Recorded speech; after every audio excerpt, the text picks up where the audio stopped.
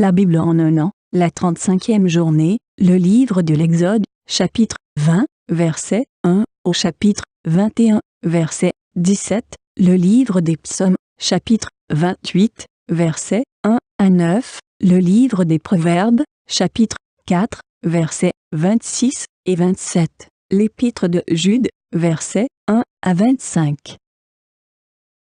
Exode, chapitre 20. Alors Dieu prononça toutes ces paroles, en disant : Je suis l'Éternel, ton Dieu, qui t'ai fait sortir du pays d'Égypte, de la maison de servitude.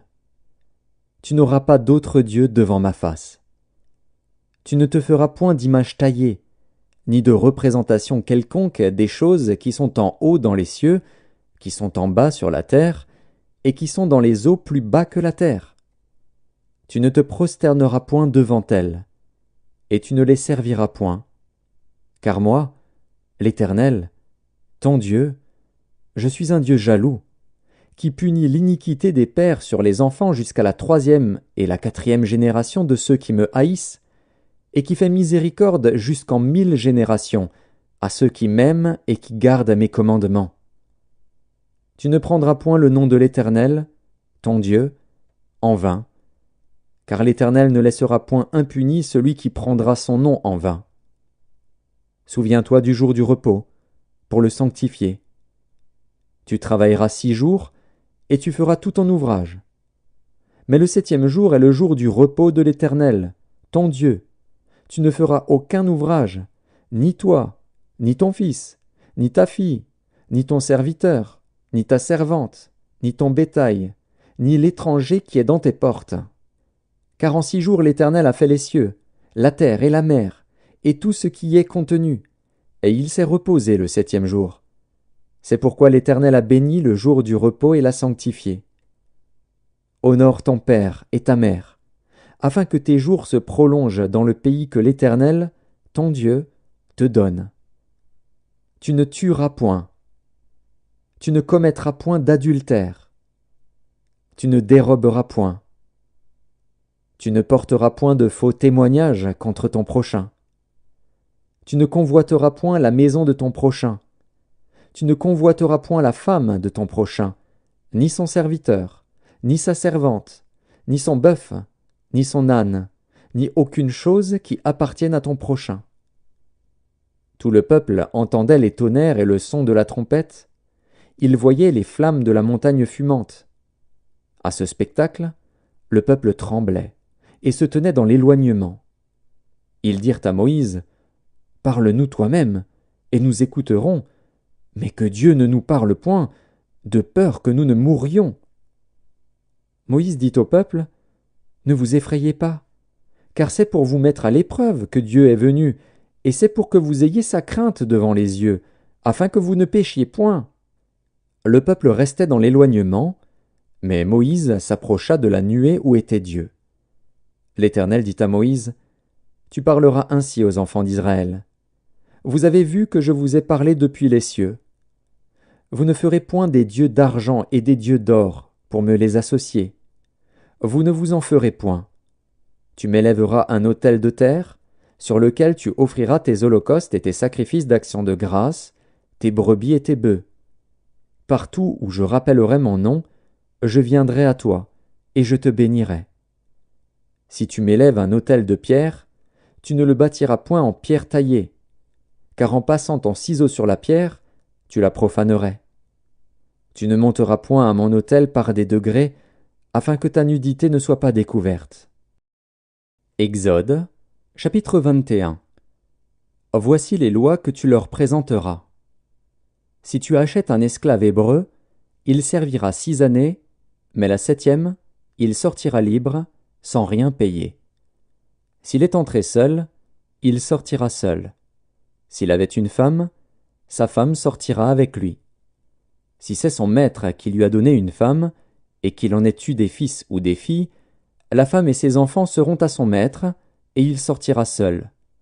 Si l'esclave dit : J'aime mon maître, ma femme et mes enfants, je ne veux pas sortir libre, alors son maître le conduira devant Dieu, et le fera approcher de la porte ou du poteau, et son maître lui percera l'oreille avec un poinçon, et l'esclave sera pour toujours à son service. Si un homme vend sa fille pour être esclave, elle ne sortira point comme sortent les esclaves. Si elle déplaît à son maître, qui s'était proposé de la prendre pour femme, il facilitera son rachat. Mais il n'aura pas le pouvoir de la vendre à des étrangers après lui avoir été infidèle. S'il la destine à son fils, il agira envers elle selon le droit des filles. S'il prend une autre femme, il ne retranchera rien pour la première à la nourriture, aux vêtements et au droit conjugal. Et s'il ne fait pas pour elle ces 3 choses, elle pourra sortir sans rien payer, sans donner de l'argent. Celui qui frappera un homme mortellement sera puni de mort. S'il ne lui a point dressé d'embûche, et que Dieu l'ait fait tomber sous sa main, je t'établirai un lieu où il pourra se réfugier. Mais si quelqu'un agit méchamment contre son prochain, en employant la ruse pour le tuer, tu l'arracheras même de mon autel, pour le faire mourir. Celui qui frappera son père ou sa mère sera puni de mort. Celui qui dérobera un homme, et qui l'aura vendu ou retenu entre ses mains, sera puni de mort. Celui qui maudira son père ou sa mère sera puni de mort. Psaume 28 de David.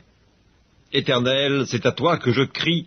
Mon rocher ne reste pas sourd à ma voix, de peur que, si tu t'éloignes sans me répondre, je ne sois semblable à ceux qui descendent dans la fosse. Écoute la voix de mes supplications quand je crie à toi, quand j'élève mes mains vers ton sanctuaire. Ne m'emporte pas avec les méchants et les hommes iniques, qui parlent de paix à leurs prochains et qui ont de la malice dans le cœur. Rends-leur selon leurs œuvres et selon la malice de leurs actions. Rends-leur selon l'ouvrage de leurs mains. Donne-leur le salaire qu'ils méritent, car ils ne sont pas attentifs aux œuvres de l'Éternel, à l'ouvrage de ses mains. Qu'il les renverse et ne les relève point.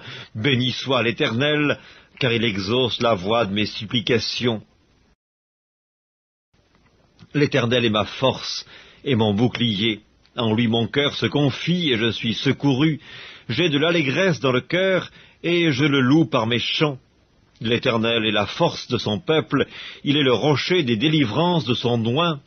Sauve ton peuple et bénis ton héritage, sois leur berger et leur soutien pour toujours. Livre des Proverbes, chapitre 4. Considère le chemin par où tu passes, et que toutes tes voies soient bien réglées. N'incline ni à droite ni à gauche, et détourne ton pied du mal. Épître de Jude, chapitre 1er. Jude, serviteur de Jésus-Christ et frère de Jacques, à ceux qui ont été appelés, qui sont aimés en Dieu le Père et gardés pour Jésus-Christ. Que la miséricorde, la paix et la charité vous soient multipliées. Bien-aimés, comme je désirais vivement vous écrire au sujet de notre salut commun, je me suis senti obligé de le faire afin de vous exhorter à combattre pour la foi qui a été transmise aux saints une fois pour toutes. Car il s'est glissé parmi vous certains hommes dont la condamnation est écrite depuis longtemps, des impies qui changent la grâce de notre Dieu en dissolution et qui renient notre seul Maître et Seigneur Jésus-Christ. Je veux vous rappeler, à vous qui savez fort bien toutes ces choses, que le Seigneur, après avoir sauvé le peuple et l'avoir tiré du pays d'Égypte, fit ensuite périr les incrédules, qu'il a réservés pour le jugement du grand jour, enchaînés éternellement par les ténèbres. Les anges qui n'ont pas gardé leur dignité, mais qui ont abandonné leur propre demeure.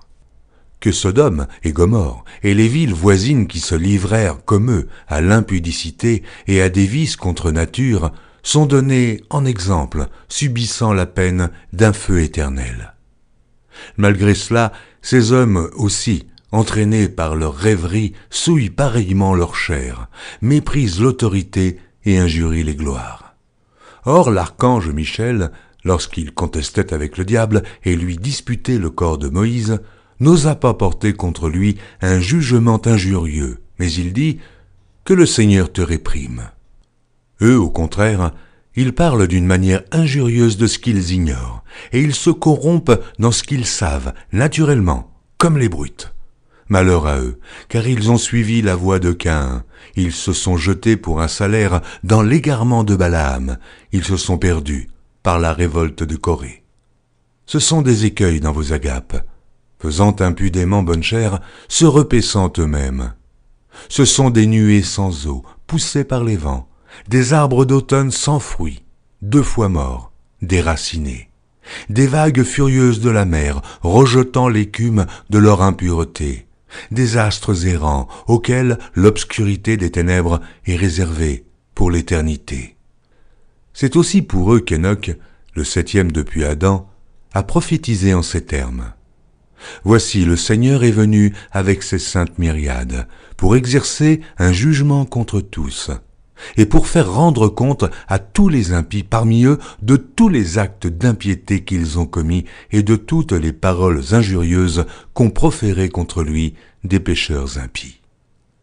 Ce sont des gens qui murmurent, qui se plaignent de leur sort, qui marchent selon leur convoitise, qui ont à la bouche des paroles hautaines, qui admirent les personnes par motif d'intérêt. Mais vous, bien-aimés, souvenez-vous des choses annoncées d'avance par les apôtres de notre Seigneur Jésus-Christ. Ils vous disaient qu'au dernier temps, il y aurait des moqueurs, marchant selon leur convoitise impie. Ce sont eux qui provoquent des divisions, hommes sensuels, n'ayant pas l'esprit. Pour vous, bien-aimés, vous édifiant vous-même sur votre très sainte foi et priant par le Saint-Esprit, maintenez-vous dans l'amour de Dieu en attendant la miséricorde de notre Seigneur Jésus-Christ pour la vie éternelle. Reprenez les uns qui contestent, sauvez-en d'autres en les arrachant du feu, et pour d'autres encore, ayez une pitié mêlée de crainte, haïssant jusqu'à la tunique souillée par la chair. Or, à celui qui peut vous préserver de toute chute et vous faire paraître devant sa gloire irrépréhensible et dans l'allégresse, à Dieu seul, notre Sauveur, par Jésus-Christ notre Seigneur, soit gloire, majesté, force et puissance, dès avant tous les temps et maintenant, et dans tous les siècles. Amen.